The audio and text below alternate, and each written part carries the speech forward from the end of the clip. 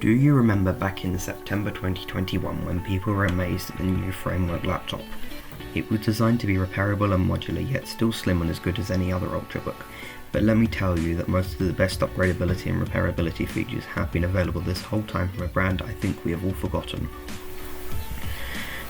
The Toshiba Portege Z30 was sold between 2014 and 2019, before the Toshiba laptop brand was transferred to Dynabook. Many of the benefits of the series of laptops are similar across the years, and many of them share parts, meaning that many different parts are interchangeable throughout the different models. So you can put a 7th Gen i7, 32GB of RAM and 8TB of NVMe SSD storage in a laptop from 2014. You can even retrofit a touchscreen to one that didn't come with one originally, which I did myself, or upgrade the screen to one that has higher resolution, great colours, and is extremely power efficient. The process of taking apart and upgrading and repairing this laptop is as easy as undoing 11 screws, of which 2 are 2 different but easily distinguishable sizes. Once you are inside, you can immediately replace the RAM, the SSD is 1 screw away, and the battery has 4 screws, allowing for easy replacement, and the screen bezel is simply clipped into place, allowing replacement of the touchscreen digitizer and LCD without undoing any screws. This results in great repairability for the user, allowing them to change the laptops to their requirements or upgrade it over time so they don't have to buy a new laptop. Although the repairability situation is not perfect, the repairability being one of the best in the business, there are still areas of improvement. The keyboard is glued into the chassis, with strongly leading to destruction during replacement. This is because you must rip it out with pure force and lots of alcohol to weaken the adhesive if you want to remove it. Another issue is parts availability. Last month I attempted to buy a new motherboard for my laptop as the old one died. I went through the official route of contacting support, which then directed me to an authorised supplier for parts for my laptop. I emailed them asking for a quote, and guess what they quoted me? £50? £100? Nope. £750, £56 for a single part of my laptop from the year 2016. This is disgraceful. Why did Toshiba sell a laptop which is so repairable, and yet they don't let the end users take advantage of this by not offering affordable replacement parts? It is simply a missed opportunity which they should have taken advantage of by selling parts for them. I have been using this laptop, the Z30/C model, for a total of 9 months now, and it has been great. When I was doing general word processing usage for school in Microsoft Word and OneNote, watching YouTube videos, etc. at about half brightness, I got about 6 hours of battery life, with Eco Utility reporting power consumption of 5 to 10 watts.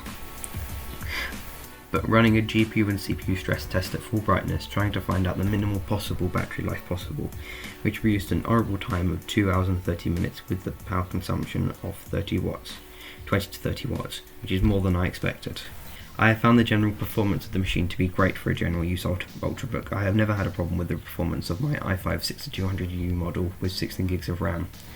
It is always snappy in Word and general web browsing, but for anything more intensive, I prefer to stream from my desktop with Parsec, which works great with minimal lag and great quality. This allows me to do more intensive things like video editing that I wouldn't ordinarily be able to do on it. One thing I'm sure about is that the laptop is not good for gaming. It has a mobile CPU with Intel HD Graphics 520, which is not a powerhouse by any means, but does the job as a low-power GPU. Despite this, and against my better judgment, I did try playing Train Sim World 3 on it. I got about 20 frames a second at the lowest settings, which is not a good experience, but if you really want benchmark results, I got 1505.5 in passmark, which is about what I expected for an Ultrabook from the year 2016. The touchpad is okay, it points and clicks and that's about it. It's not very accurate and scrolling is a chore. The keyboard is nice, although it is clicky, with a short throw, despite the fact that keyboard stabilisation is a bit lacking, leading to you finding it hard to type when you don't hit the keys exactly on the centre. Despite the acceptable touchpad, I really recommend buying a touchscreen to retrofit if your laptop does not already come with one. It allows you to scroll without feeling like a drunk baboon. It has a matte texture which reduces reflections, although it is made of plastic, meaning it is easily scratched.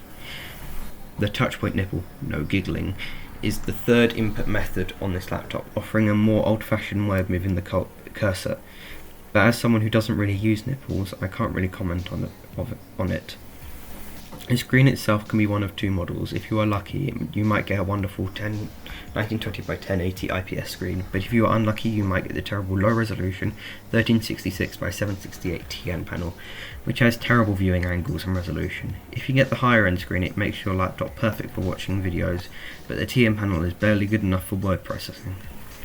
Most models also come with an optical fingerprint reader, which allows you to log in easily without typing in your PIN or password. Although it normally takes a few goes, it is still faster and more secure than typing in your password. The fan is not noisy, as it does not turn on unless there is a load on the processor, but when it does, it is rather high pitched, but it isn't the loudest. The speakers are horrible. They are not loud enough, lack bass, and are barely better than a phone speaker, although these issues are slightly mitigated by the DTS audio utility equalization, which makes them just about acceptable.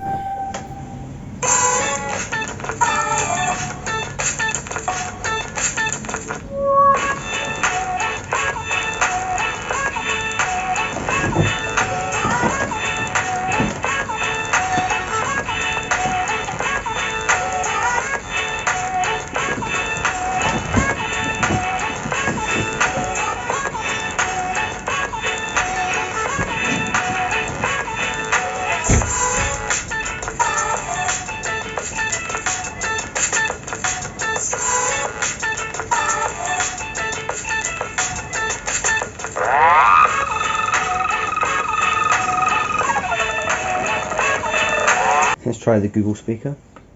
Here's a good idea on what actual decent audio sounds like. This is only half volume. Let's switch back. You can hear very tinny and not very good. This somewhat detracts from the video watching experience, although if you do not want it to make your ears bleed, you can connect some external speakers. The webcam is a 1080p module and provides a good image for a webcam. The mics are also pretty good, although they are, as it is what I have recorded the voiceover on. Another reason to love this laptop is it can connect to a docking station, which allows you to connect up to 2 extra monitors, 6 USB 3 devices, and a 1 gigabit Ethernet, turning your portable laptop into a desktop PC. This is on top of the 3 USB ports, VGA, HDMI, headphone jack, smart card reader and gigabit Ethernet port already on the laptop. Overall, I think it's probably one of the best laptops ever made for the average user, with its excellent upgradability, performance and battery life. I think it can beat many modern laptops that cost almost twice the price, especially if you consider the price of around £150 on the second-hand market. It is one of the best deals you can get.